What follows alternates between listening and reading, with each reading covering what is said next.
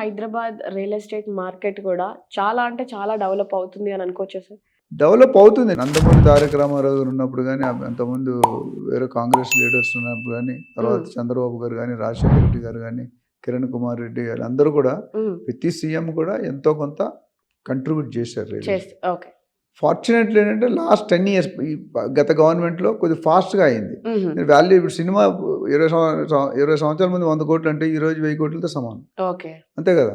So అట్లా అప్పుడు చేసిన ఇప్పుడు ఈ లాస్ట్ 10 yearsలో 2014 to 2023 అనేది చాలా గ్రోత్. వాళ్ళు ఏం చేశారంటే గవర్నమెంట్ కేటీఆర్ గారు కానీ కేసీఆర్ గారు అని ఒక హైదరాబాద్లో ఒక పర్టికులర్ జోన్ తీసుకొని దాన్ని కంప్లీట్ హైప్ చేశారు. మనకున్న రోడ్స్ కానీ ఇన్ఫ్రాస్ట్రక్చర్ కానీ చాలా సిటీస్లో చాలా కంట్రీస్లో పాసిబిలిటీస్ చాలా స్టేట్స్లో మనకి ఆ విసురుబాటు 4 పక్కల పెరుగుతుంది. ఇంకా 100 కానీ 200 కిలోమీటర్లు ఆశపడక్కర్లేదు. స్లోగా తెలంగాణ బార్డర్ వరకు డెవలప్ అయిపోతుంది. ఇప్పుడు సెకండ్ క్యాపిటల్ చేశారనుకోండి హైదరాబాద్ని. Right from Hyderabad to Warangal వరకు కన్స్ట్రక్షన్ జరుగుతుంది.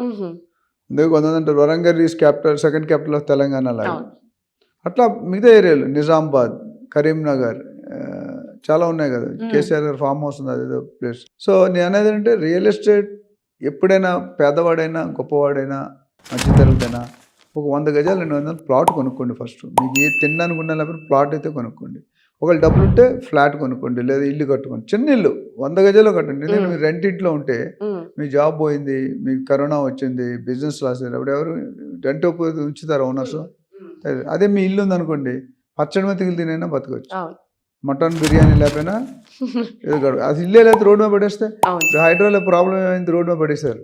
వాళ్ళందరూ వాళ్ళ ఇప్పుడు మళ్ళీ సెట్ చేసి స్ట్రైట్ ఫార్వర్డ్ అంటే మంచిగా ఆల్టర్నేటివ్ చూపించి తీస్తున్నారు, కోలుగొడుతున్నారు.